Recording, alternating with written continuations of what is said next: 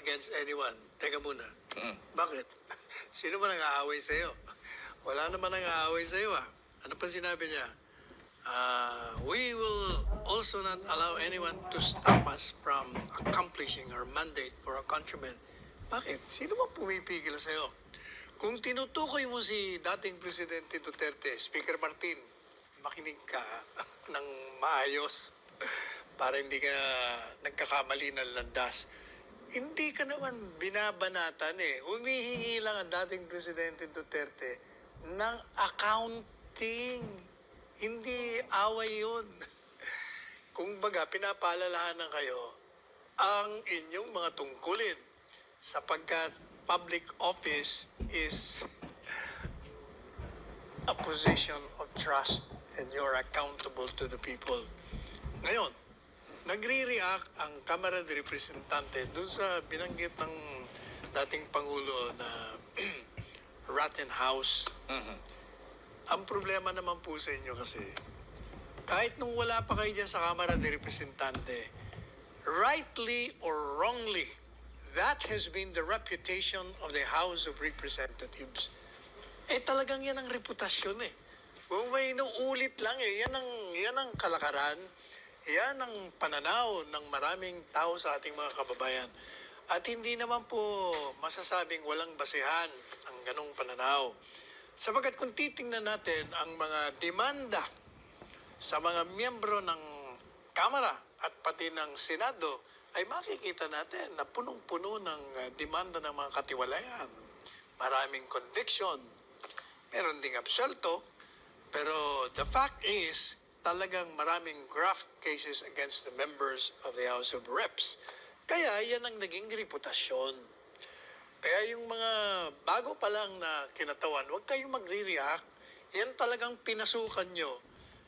Ever since wala pa kayo dyan, yun na ang reputasyon. Tama man o mali, yan ang reputasyon. Attorney, meron ding ilan sa ating mga kababayan, o mga political analyst pala, ay nagtatanong kung may bagong mukha na ba yung oposisyon. At yung mukha na yan ay tinuturing si dating Pangulong Rodrigo Duterte. Ano naman ang masasabi mo doon? Unang-una, gaya nga ng sinabi niya, walang oposisyon na eh. Yung dilaw, wala na. Mukhang ibinaon na sa lupa. Natakot na. Hindi sila makaahon doon sa repudiation na tinanggap nila nung nakaraang halalan. Ito naman mga kaliwa, iba naman ang ginagawa nito. Puro lang pintas, wala namang mga batayan. Ang ang mainstream media ay tahimik din. Tahimik. O kaya sabi ni Presidente Duterte, ano na nangyari? Kailangan merong nagsasalita. Mabuti itong programa natin habang sinusuportahan natin ng Administrasyong Marcos Jr., hindi natin masuportahan yung mga hinirang niyang mga kabinete, miyembro, na palpak. Hindi naman po pwede yan. Subalit, ang programa natin, pinupuri din. Anim sa kanila, ang madalas nating purihin dito. Yung iba, paano natin mapupurin? Hindi natin marinig kung anong pinagagagawa nila. Hindi mo matawagan. Pag tinawagan mo, hindi ka naman sinasagot. Pag tinext mo, wala rin. Siyempre, pupunahin mo sapagkat ang taong bayan, nasanay noong panahon ng dating Presidente Duterte na bukas sa lahat. Kalaban o kaaway. Hindi ba? Tingnan mo ha. Tingnan mo ang record itong dating Presidente. Noong siya ay tumakbo, 1-2 gobernador lamang ang sumuporta sa kanya. Lahat kalaban niya. Mayor, gobernador, barangay, wala. Isa lang yatang barangay kapitan. Pero nung nanalo siya, anong ginawa niya? Binagyan niya, binuhos niya ang pera ng taong bayan na galing sa kanila. Ibinalik sa pamamagitan ng lahat ng mga gobernador, mayor, barangay kapitan. Kaya mahal na mahal siya ng taong bayan. Pero dahil wala siya sa kapangyarihan, alam niyo naman dito sa atin, ang ihip ng hangin ay nagbago.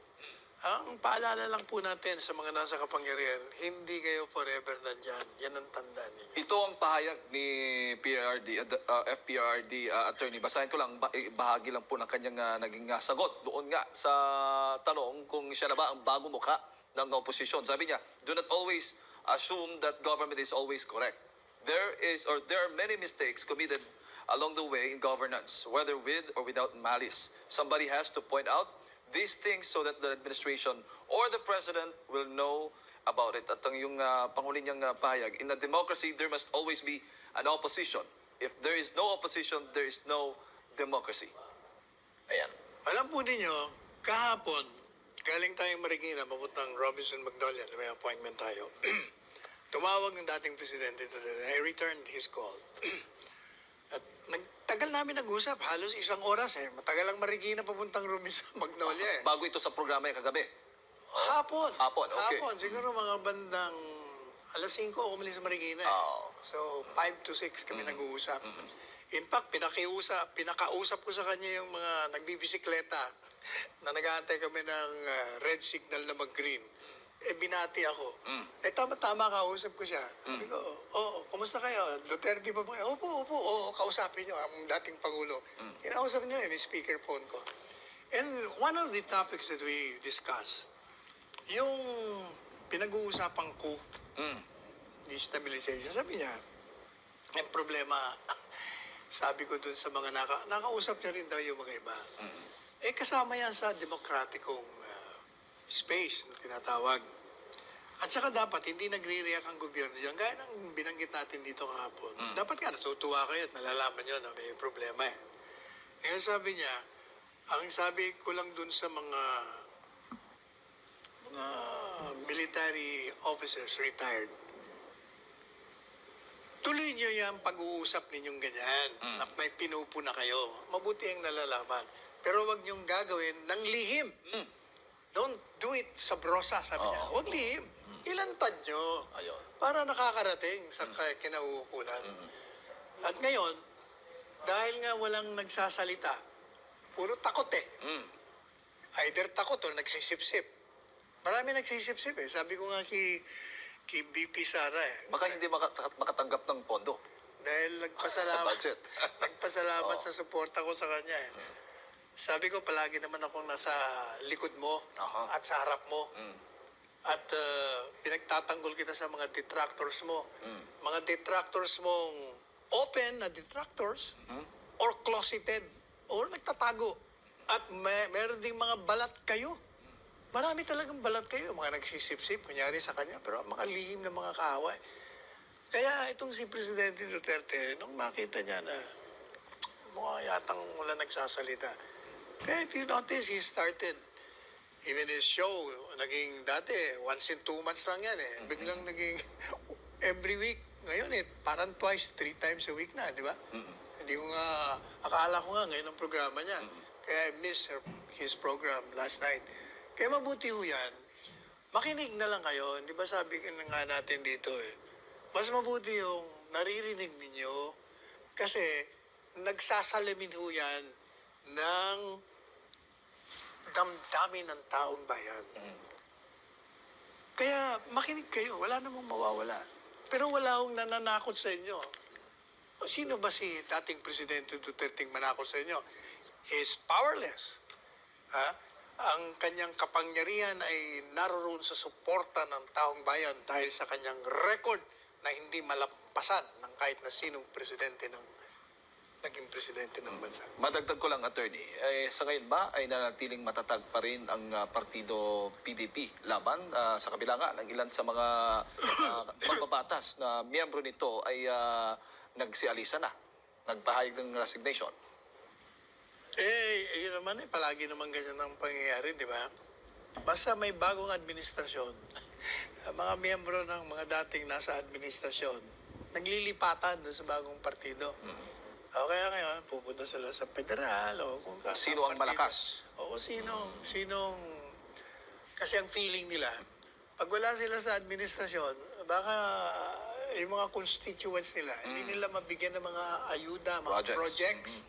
O, ayan. Kaya naiintindihan natin. Kaya tinanong nga ako ng media kahapon what is your take on Congressman Dong Gonzales? Yes, oo.